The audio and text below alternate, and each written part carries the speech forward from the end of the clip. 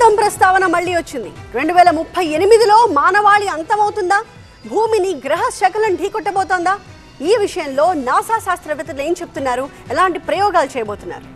అంతరిక్షంలో గమ్యం లేకుండా తిరిగే గ్రహ శకలం వల్ల భూమికి పెనుముప్పు పొంచి ఉందా అంటే అవుననే చెప్తున్నారు శాస్త్రవేత్తలు. గ్రహ శకలం ఒకటి భూమి వైపు దూసుకొస్తోందని నాసా శాస్త్రవేత్తలు వెల్లడించారు. 2038 జూలై 12న భూమిని తాకే అవకాశం ఉందన్నారు నాసా సైంటిస్టులు.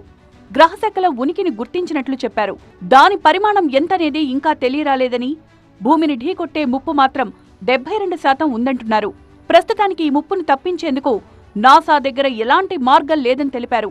అంతరిక్షంలోని గ్రహశకలాల వల్ల మన భూమికి ఏర్పడే ముప్పును అంచనా వేయడం, ముప్పును తప్పించేందుకు శాస్త్రవేత్తలు డబుల్ ఆస్ట్రాయిడ్ రీడైరెక్షన్ టెస్ట్ మిషన్ను ఆవిష్కరించారు. ఈ విధానం ద్వారానే ప్రస్తుత ముప్పును గుర్తించినట్లు నాసా శాస్త్రవేత్తలు తెలిపారు. నాసా సైంటిస్టులు గత ఏప్రిల్లో biennial planetary defence interagency tabletop exercise నిర్వహించారు.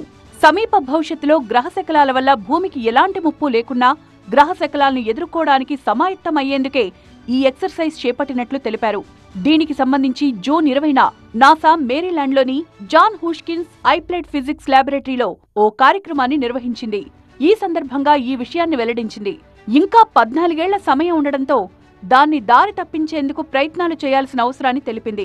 భూమి వైపు దూసుకొచ్చే వాటిని అధ్యయనం చేసేందుకు తక్షణ ప్రయోగానికి అనుకూలమైన వ్యోమనౌక సిద్ధం చేయాలని నాసాతో పాటు అమెరికా ప్రభుత్వం కూడా అంచనాకొచ్చింది.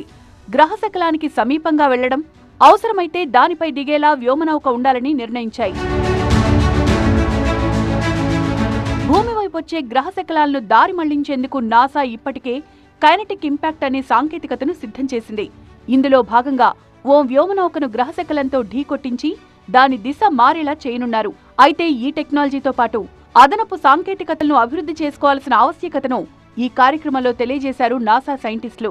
వారి అంచనా ప్రకారం ప్రస్తుతం యావత్ భూమికి నష్టం కలిగించేంతట గ్రహశకలాలేవీ లేనప్పటికీ చిన్న వాటి వల్ల ప్రాంతీయంగా నష్టం కలిగే అవకాశం లేకపోలేదంటున్నారు.